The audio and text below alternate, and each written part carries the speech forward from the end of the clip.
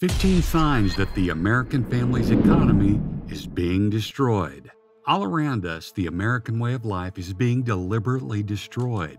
However, most people in our country still need to learn what is happening.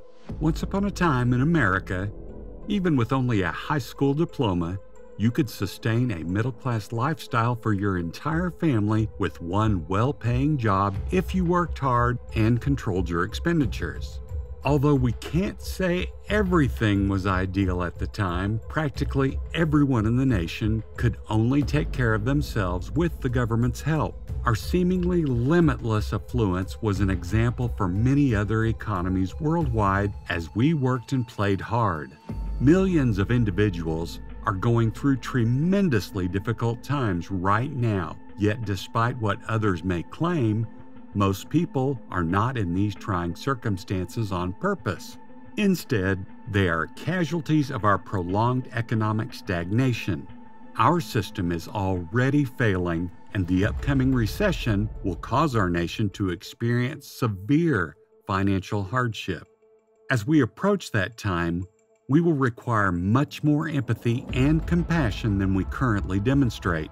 Our country is coming apart at the seams, and life here is poised to undergo an irrevocable transformation. We're going to share some startling statistics with you, and chances are you fall into one of these categories or have dealt with some of these issues yourself. This video will show you 15 signs that the American family's economy is being destroyed, as a documentary film about the company ironically titled Walmart: The High Cost of Low Price. Let's get right into it and start with the first sign that the American family's economy is being destroyed. These 15 signs show how American families are being destroyed economically. Number 1, stagnant middle-class incomes.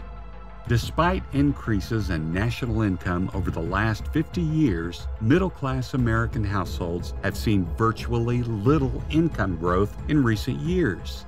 The income trajectories of individuals at the very top of the income distribution contrast sharply with the stagnating rise of median incomes. The Congressional Budget Office estimates that between 1979 and 2014, the middle three household income quintiles saw accurate income growth rates of 28%. Over the same period, the incomes of the top 20%, or dream hoarders, as Richard Reeves calls them, increased by 95%. While taxes and transfers help to lessen inequality, they have had little impact on its tendency.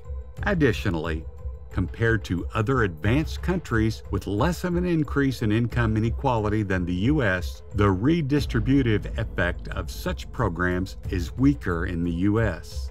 Inequality trends in wealth are significantly more striking than those in income.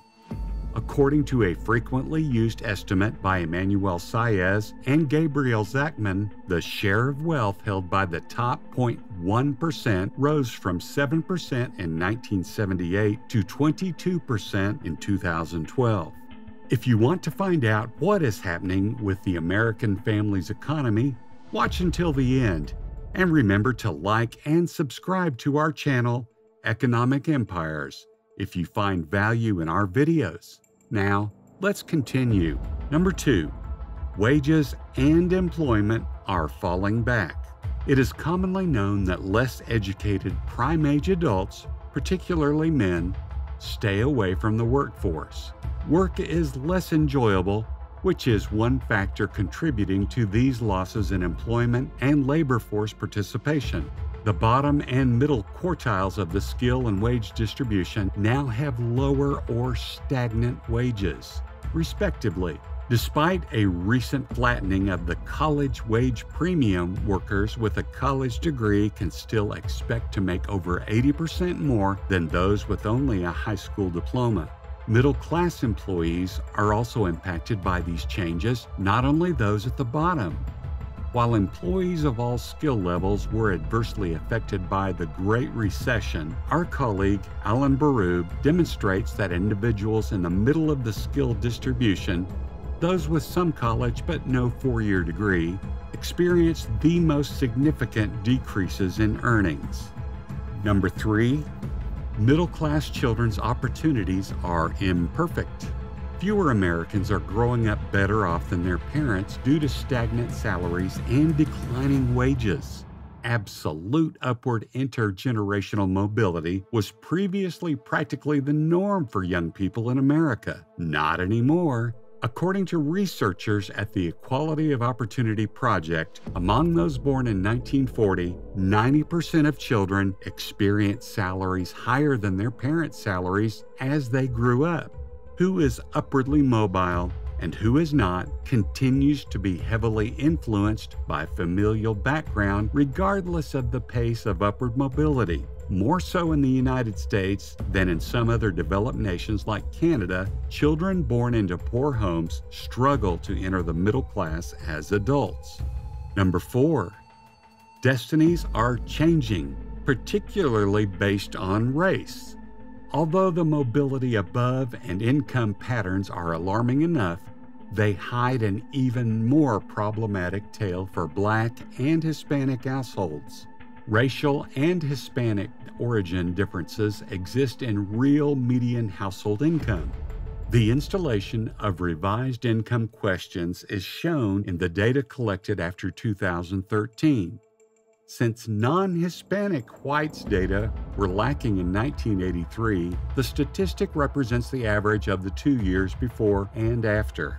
These racial mobility discrepancies can be ascribed to several factors, including racial discrimination, poverty, family structure, and social capital. Neighborhoods with lower poverty rates, more downward racial bias, and higher rates of Black paternity presence tend to have smaller Black-white mobility inequalities, as the new Chetty et al. Research reveals. But there aren't many of these neighborhoods. Scores on implicit bias tests and indicators of explicit racial bias expressed in Google searches were used to measure racial discrimination. Number 5, setting is more important than ever. Location matters. Your final destination is greatly influenced by your upbringing as well as by your race and family history. From roughly 4% in Charlotte to 13% in San Jose, a kid born in the poorest quintile can rise to the top quintile as an adult. There is a significant disparity between the prosperity of entire communities and countries, in addition to the diverging fortunes of individuals. Employment and economic growth are consistent from one urban or rural location to the next. Trade and technology have had varying effects by location because different industries and occupations are found throughout the nation. For instance, the nation's rural areas have seen the worst declines in employment rates, even though men are still more likely to be unemployed in cities than in the Midwest. Number 6, at least for some, a sense of well-being has eroded. Most Americans are unlikely to study the most recent intergenerational mobility data carefully. However, many people know that the American dream is a more remote possibility for today's kids. According to a survey by NBC News and the Wall Street Journal, only 21% of Americans believed that life for today's children will be better than it was for today's adults in 2014, down from 31% in 2007. 75% of respondents are skeptical that today's kids will outlive their parents. Americans are less optimistic about their children's future. Other indications of social sorrow are consistent with this lack of optimism for the future, as our colleague Carol Graham details in her book, Happiness for All. People's levels of optimism, hope, and goals differ significantly. Number 7, families in the middle class are more fragile and dependent on 2 incomes. The increase in middle-class family incomes over the past several decades has been slight, but it is entirely attributable to women's increased work hours and wages. According to Heather Boucher and Kavya Bagul of the Washington Center for Equitable Growth, middle-income families would have seen sharp losses in income from 1979 to 2013 if it weren't for the economic contributions made by women. According to the Council of Economic Advisors, since 1970, women have increased their involvement and working hours, resulting in a 13.5% $2 trillion growth in the economy. They state that the increase in women's earnings is mainly responsible for the income increases that middle-class American families have seen since 1970. However, women's labor force participation has stagnated and most recently decreased. Number 8. The unemployment rate is worsening. Rising unemployment rates typically precede recessions. Consumers will gradually lose purchasing power due to high unemployment rates, eventually reducing demand. Number 9. Increased inflation. Inflation can signify that demand increases because of rising wages and a strong labor force. But excessive inflation can reduce demand for goods and services by discouraging people from purchasing. Number 10. A decline in real estate sales. Consumer expenditures are often high in favorable economic conditions, including property sales. However, the selling of properties declines at times of an oncoming economic slump, a symptom of waning economic confidence. 11. Increased credit card defaults. High credit card usage indicates that consumers are making purchases, which is advantageous for the GDP. However, if debt default rates increase, it can signal a downturn in the economy since people's ability to pay is declining. Number 12. The state of the world adds to complexity. Forecasters have revised their projections for this year's economic growth due to rising oil prices and worldwide unrest. When this year started, analysts predicted that the significant inflation indices would peak in February or March and then decline. However, those hopes were crushed by the conflict in Ukraine and the subsequent rise in oil prices. Inflation over the previous year reached a 40-year high in February, and it almost definitely increased more in March as gas prices surpassed $4 per gallon across much of the nation. 13. U.S. living expenses. The latest consumer expenditure survey from the Bureau of Labor Statistics, American households spend $5,577 on average every month. Everything is included in such spending, from more significant expenses like groceries and house payments to smaller ones like clothing and entertainment.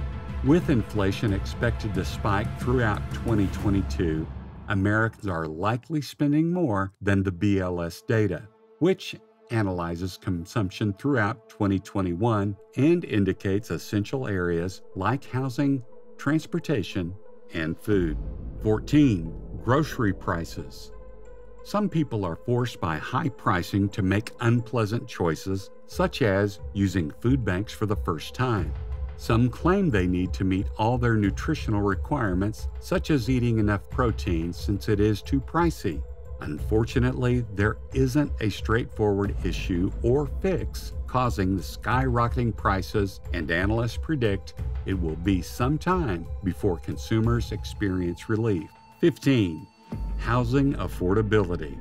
Many Americans believe that finding affordable housing is a severe issue in their neighborhood. About half of Americans, 49%, felt this was a significant issue where they resided in October 2021, an increase of 10 percentage points from early 2018. 70% of Americans stated young individuals now have a more complex problem buying a home than their parents' generation did in the same 2021 survey. The financial difficulties that American homeowners and renters have been experiencing in the housing market result from several factors, including salaries that haven't kept up with price rises and a halt in housing development. Due to the COVID-19 pandemic's record low mortgage interest rates, a home purchase rise has severely constrained the housing supply.